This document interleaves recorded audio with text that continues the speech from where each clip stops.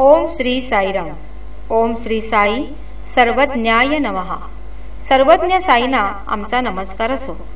प्रत्येकाच्या हृदयात वास करणाऱ्या श्री साईना लोकांच्या मनात चाललेल्या प्रत्येक गोष्टीचे ज्ञान तर आहेच, तसेच जगातील बाह्य गोष्टींचेही स्वामींना ज्ञान आहे.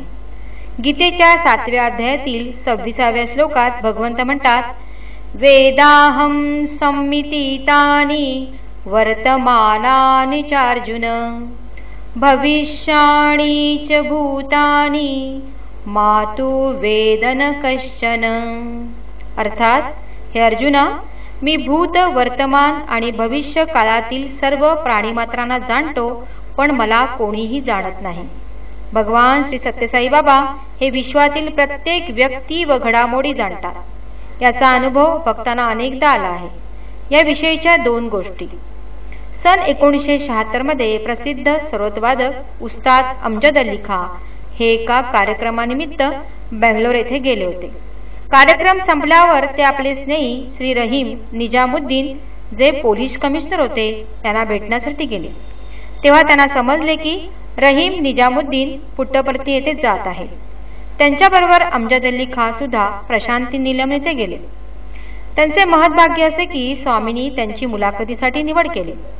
इतर व्यक्तींसमवेत मुलाखतीच्या कक्षात बसले असता स्वामींनी एक गरम, ज्यामधून तूप ओघळत आहे, असा लाडू साक्षात केला व अचानक ते अमजद अलींकडे वळून म्हणाले, शुद्ध तुपातला आहे. हे ऐकताच अमजद अली आश्चर्यचकित झाले. त्यांना वाटले की यांना कसे कळले की मला शुद्ध तुपातली मिठाई आवडते. पण खरे आश्चर्य पुढेच घडायचे होते. जेव्हा स्वामींनी त्यांना मुलाखतीच्या कक्षातील आतल्या भागात बोलावले, त्यावेळी अमजद अली खां एका खडतर मानसिक संक्रमणातून जात होते. आतल्या कक्षात गेल्यावर स्वामी त्यांना म्हणाले, चिंता करू नकोस, त्याच आसामी मुलीशी विवाहबद्ध हो, तीच तुझ्यासाठी योग्य आहे. हे ऐकताच अमजद अली खानच्या मनात स्वामींविषयी आश्चर्य व कृतज्ञता भाव जागृत झाले.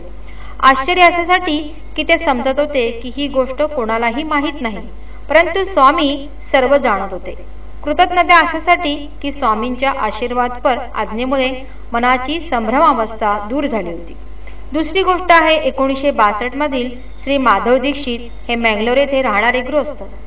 हेच ते माधव दीक्षित जे आपल्या काकांसोबत 1910 ते 1918 पर्यंत शिर्डी येथे साईनाथांच्या कृपाक्षेत्राखाली राहिले होते. ते श्री हरी सीताराम दीक्षित या आपल्या काकांना काका अशी हाक मारीत, म्हणून इतर भक्तही त्यांना काका अशीच हाक मारू लागले. श्री साईबाबा सुद्धा त्यांना काका म्हणूनच हाक मारे. हा माधव ज्यावेळी लहान होता त्यावेळी साईनाथ त्यांचे लाड कौतुक करत असत. एक दिवस साईनाथांनी खेळणाऱ्या माधवाला आपल्या जवळ बोलावून घेतले. माधव जवळ आल्यावर स्वतःचा हात धुनीत घालून त्यामधून उदी बाहेर काढली व तो उदीने माखलेला हात माधवच्या कपाळावर जोराने मारला.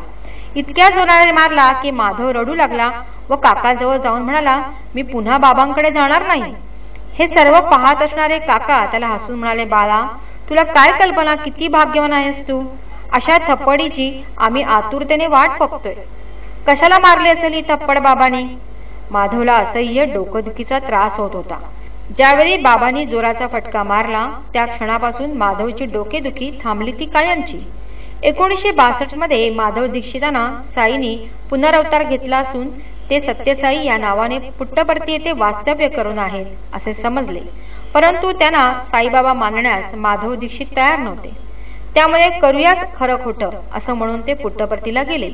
स्वामींनी त्यांना मुलाखतीसाठी बोलावले. मुलाखतीच्या कक्षात येताच स्वामी त्याला म्हणाले, माझ्या काकाचा फोटो बाहेर काढ, खिशात ठेवला आहेस ना. एवढंच नाही तर स्वामींनी त्यांना पुढे विचारले, मी शिर्डीला तुला उदी हातात घेऊन कपाळावर मारलं, त्यानंतर पुन्हा डोकं दुखलं नाही ना. माधव दीक्षितांच्या मनातील स्वामीविषयीचे सर्व संदेह मिटले. स्वामींच्या सर्वज्ञतेविषयी खात्री पटली.